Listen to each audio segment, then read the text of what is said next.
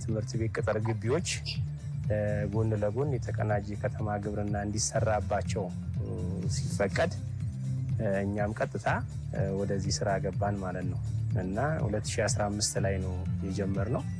ቀስ በቀስ እያደግን ያው አሁን ያለንበት ደረጃ ደርሰናል ማለት ነው። እዚህ ውስጥ እንግዲህ ትምህርት ቤቱ እዚህ ትምህርት ቤት ቅጥር ግቢ ውስጥ የሚሰሩ መምህራንና አስተዳደር ሰራተኞችን አቅፎ ነው ወደዚህ ስራ እንትን ያለው። ላሞቹ እንግዲህ ያው አንድ 6 የሚሆኑ የወተት ላሞች አሉ። በአቨሬጅ 60 ሊትር ይሰጣሉ ማለት ነው። አንዳንድ ጊዜ ከፍ ዝቅ ሊል ይችላል። እዚህ ትምህርት ቤት ላይ ስቴብል ሆኖ የመኖር ይህንን እንዴት አውቃለሁ? ለምሳሌ በየአመቱ የመምህራን ዝውውር ይካሄዳልና አሁን ኦልሞስት እንግዲህ ወደ 156 መምህር አለ እዚህ ግቢ ውስጥ። ከነኚህ ውስጥ ቢበዛ 3 ሰው ወይ 4 ሰው ነው ዝውውር የሚጠይቀው ማለት ነው። ስቴብል ሆነዋል። ይሄ ማለት ስቴብል ሆነው እየሰሩ ነው ማለት ነው። ተጠቃሚ ናቸው ነው።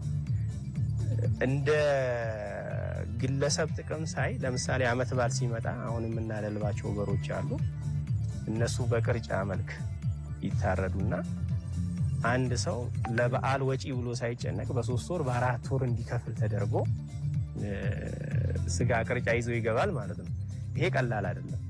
በፔሮል በዚህ ወር ልክፈል በዛ ወር ይቅርልኝ ተጨማሪ ችግር ስላለብን ብለን እንደ ፍላጎታችን ነው ትምህርት ቤቱ አቅማችን በቻለ መጠን የሚያስተናግደንና በክሬዲትም እናገኛለን ማለት ነው አገልግሎቱ። ትምህርት በዓል በሚደርስበት ሰዓት የስጋ ቅርጫ፣ ከዚህ በፊት የነበረ እንቁላል፣ ዶሮ፣ የጓሮ አትክልት፣ ጎመንና የመሳሰሉ ነገሮች በተለይ ጎመን ፍሬሽ ነው። የነዚህ ተጠቃሚ ነው ሸምጣለሁ በተመጣጣኝ ዋጋ ነው። ምክንያቱም ወተት ብታይ ከውጩ በ20% 30% ይቀንሳል። እንዲሁ ቅርጫም ስጋም በተመሳሳይ በተመጣጣኝ ዋጋ ነው ማለት ነው። ትምህርት ቤቱ ለአካባቢ ህብረተሰቡ በዛ ደረጃ ስለሆነ የሚቀርበው እኛም ከዚህ ውስጥ ተጠቃሚ ነው ማለት ነው። እዚህ ተጠቃሚ ከሆኑ የትምህርት ቤት ማህበረሰብ፣ የአካባቢ ማህበረሰብ እኛም በዚህ ተጠቃሚ ነው ማለት ነው እና ከነሱም ያው በቅናሽ አግኝተን ለኛም ለልጆቻችንም ተጠቃሚ እንደሆነ መናገር እንፈልጋለን። ይሄ ጥቅም እንዳለው ሆኖ ያው ከዚህ ከእንስሳት ምርት እንድናገኝ ከተፈለገ የግድ የመኖ መመጣጠን ሊኖር ይገባል።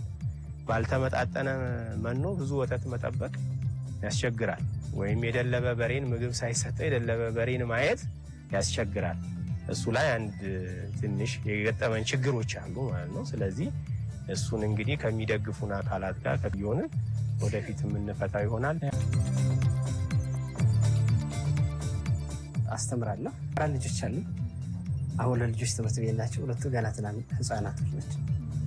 ለሁለት ከባለቤቴ ጋር አብረን እንሰራለን ማለት ነው። እዚሁ የስራ እድል ተፈጥሮልናል። ጥሩ ስራ ላይ ያለን መሸጥንም አንድ ላይ እንሰራለን። ሁሉንም ነገር አጠቃላይ ያለው ስራውን እዚህ ቤት ውስጥ ያለውን እንትን የስራ ሁሉም የሚቀር ነገር የለም። ሁሉንም እንሰራለን። 6 ላሞች 2ቱንም ነው የምንከባከበው። አሁን ግን ለጊዜው አሁን ደግሞ 10 በሬዎች ሌላም ሰው የሰው ኃይል ተጨምሮኝ ለ2 በሬዎችን ላሞችን ግን ብቻዬን ነው። አሁን ለቤተሰቦችንም በደንብ አስተዳድራለሁ። እዚህም የተለያዩ ሌላ ስራዎችን ግደፋ የሚደረግ ልንሰራ የሚችል አንዳንድ ግደፋዎችን ስለሚያደርጉልን ከደሞዝ ጭማሪም በቃ የተሻለ ነው። ቤተሰብን በደንብ እያስተዳደርኩ ነው። ራሴንም እየመራሁ እንዳለኝ